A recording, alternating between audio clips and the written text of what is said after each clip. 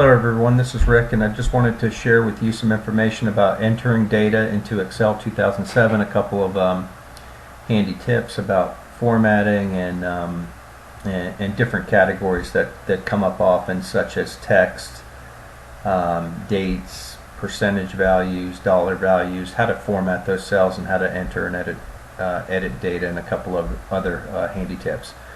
So anyways, what I did is just made a couple of categories here. And if you'll notice, I'm going to expand this column a little bit, but here in column B, if I click in this first cell in B1, if I want to look at the format of that cell, I can right click it and choose, let go of the right mouse button when you do that, scroll down, click Format Cells, and you'll notice the category is General. There's other categories here. If you wanted to, you could change it into a number, currency, a date, percentage, whatever the appropriate formatting is. So here's alignment if you want to move things around, and we'll show you that a little bit later. So anyways, under item name, I'm going to go ahead and type in item name is widget. The date, you notice it was just general formatting, but what I've done is, or what happens is, if I put in today's date, which is February 5th, 2010, I hit return, you notice it put it in a date format. You'll notice on this one here, if I go back and look at the format cells, it's still under the general category. If I go under this cell, B2, where I typed in a date, you'll notice it changed it to a date format. And you can change it to whatever format you would like. So you see this one listed as month, day, year, and it shows you a little sample here.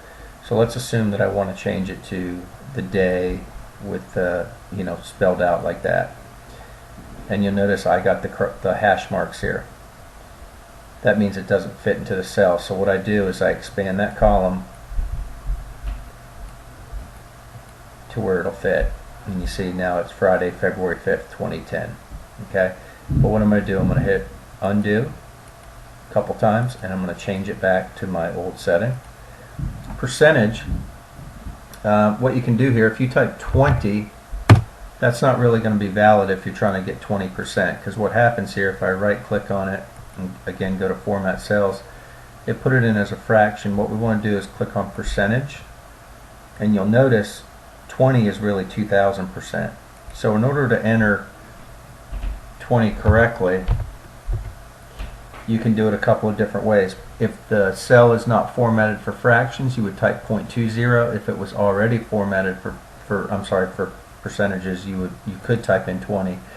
But if you type in 20 without having the cell pre-formatted, it's going to come up as 2000%, not 20%.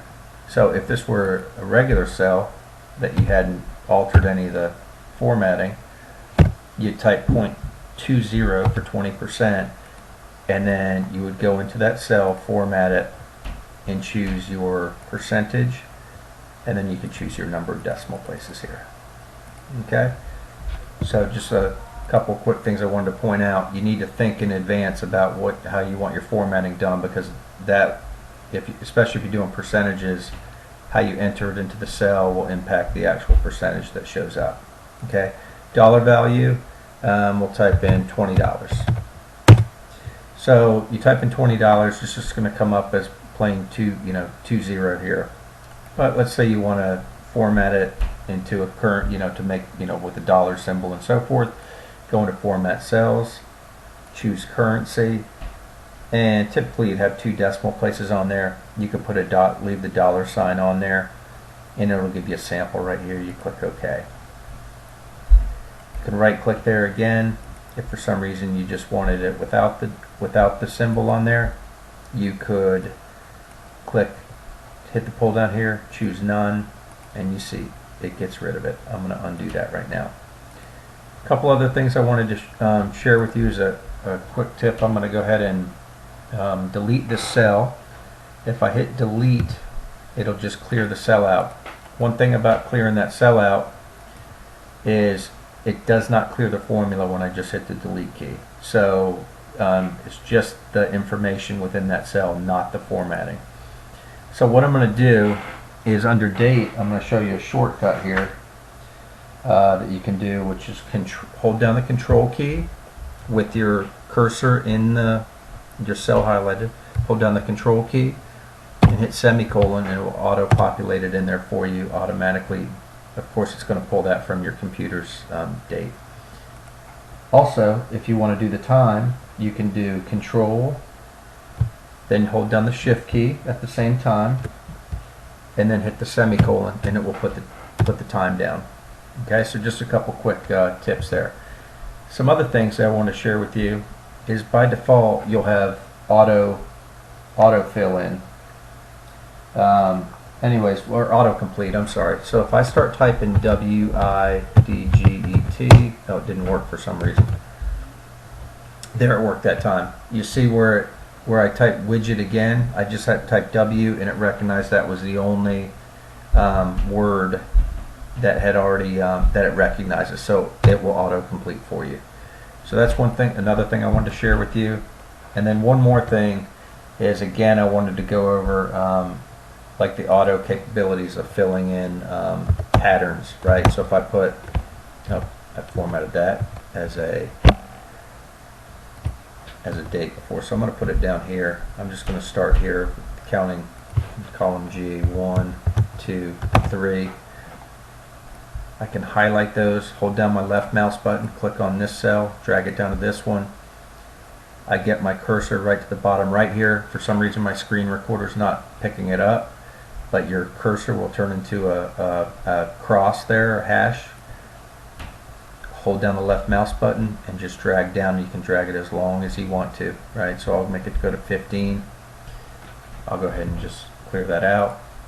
But another thing you can do is, if you had a pattern, you can do the same thing. So 135, it will recognize the pattern and it should fill in automatically, right? Same thing goes for months. Right, if I put in January and February and I want to go down and fill it out for every month of the year, that will auto fill it in like that. So I think that's one other thing that I want to share with you is that if for some reason you need to enter a fraction, you can do that just by typing it in. So let's say 2 3/4. You can type 2 space 3/4, which is 2 3/4, which is the same thing. If I go into that cell and format it, I could change it to a number, and it would change it to the decimal format, 2.75, right? Or I could leave it like that. All right, and then the final thing is, I just want to remind everybody, if you're doing a formula, for example, if you had, I'm going to just type quantity here.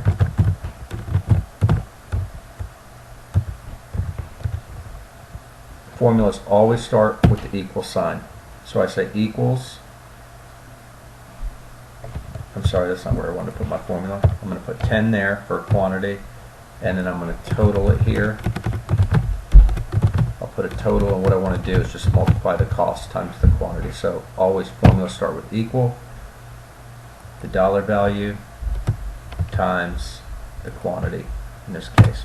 So that's just a quick reminder, and look what happened. So this is a common thing that can happen.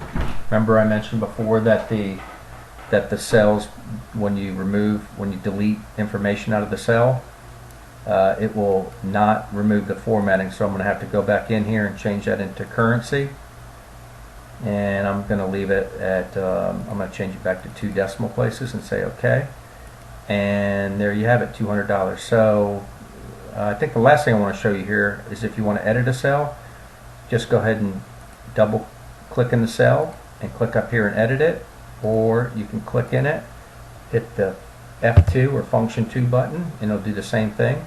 So just a couple tips I wanted to share with you. Thanks for tuning in.